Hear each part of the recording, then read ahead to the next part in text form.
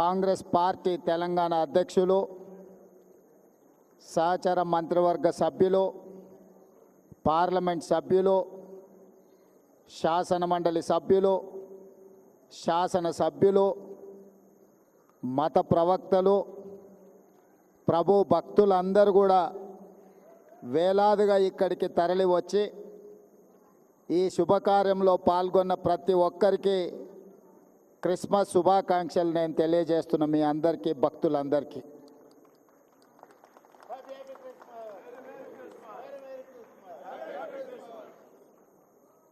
ఈరోజు రెండు శుభకార్యాలు ఇక్కడ మనం నిర్వహించుకుంటున్నాం.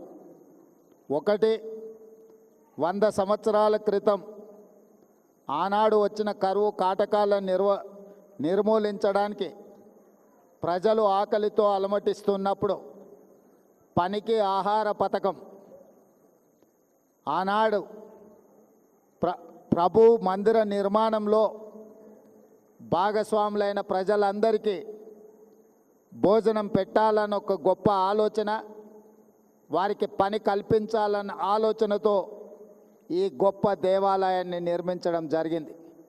ఈ గొప్ప దేవాలయం దేశంలోనే ప్రముఖ, అదేవిధంగా 100 సంవత్సరాలు పూర్తి చేసుకొని ఒక గొప్ప దేవాలయంగా ఈరోజు పరిఢవిల్లుతున్నది. ఇది తెలంగాణ రాష్ట్రానికే గర్వకారణము. ఈరోజు దేశంలోనే గొప్ప చర్చుగా మన మెదక్ చర్చు కీర్తింపబడుతున్నది అని అంటే 100 సంవత్సరాల నుంచి భక్తులు దీన్ని అద్భుతంగా నిర్వహించడం వల్ల ఈరోజు దేశ స్థాయిలోనే మనకు గుర్తింపు వచ్చింది. అలాంటి 100 సంవత్సరాలు పూర్తి చేసుకున్న దేవాలయాన్ని భవిష్యత్తులో ఇంకా అద్భుతంగా నిర్వహించడానికి, అద్భుతంగా తీర్చిదిద్దడానికి ప్రభుత్వం దగ్గరికి స్థానిక శాసనసభ్యులు మైనంపల్లి రోహిత్, అదేవిధంగా మిత్రులు మైనంపల్లి హనుమంతరావు గారు నా దృష్టికి తీసుకొస్తే తప్పకుండా ఈ దేవాలయానికి సంబంధించిన ఎన్ని అవసరమైతే అన్ని నిధులను విడుదల చేయాలని మంత్రివర్గ సహచరుల అండతో, వారందరి సహకారంతో ఈరోజు నిధులను విడుదల చేయడం జరిగింది. ఈ చర్చికి నాకు గొప్ప సంబంధము, అనుబంధం ఉన్నది. నేను పిసిసి అధ్యక్షుడిగా ఉన్నప్పుడు ఇక్కడికి పర్యటన చేసి ఇక్కడ దర్శించుకొని ఆనాడు నేను స్పష్టంగా చెప్పెళ్ళిన భక్తులకు మళ్ళీ వచ్చే సంవత్సరం ముఖ్యమంత్రి హోదాలో ఈ చర్చకు తప్పకుండా వస్తాను,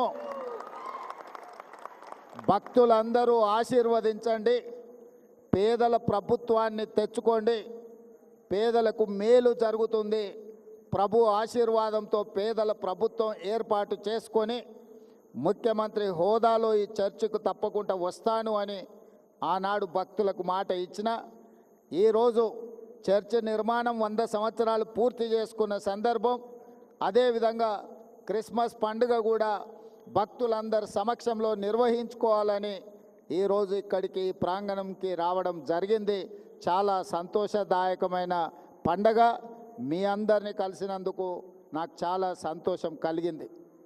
నా సూచన, నా విజ్ఞప్తి, పేదల ప్రభుత్వం ఉన్నప్పుడే రైతులకు ఉచిత కరెంటు కానీ, ఈరోజు ఇందిరమ్మ ఇండ్లు ఏవైతే మనం నిర్మిస్తున్నామో అవి ప్రధానంగా దళిత క్రైస్తవులకే అత్యధికంగా ఇవ్వడానికి రాష్ట్ర ప్రభుత్వం ప్రయత్నం చేస్తున్నది. దళితులకు, గిరిజనులకు, దళిత క్రైస్తవులకు, గిరిజన క్రైస్తవులకు అత్యధికంగా లబ్ధి చేకూరుతుంది.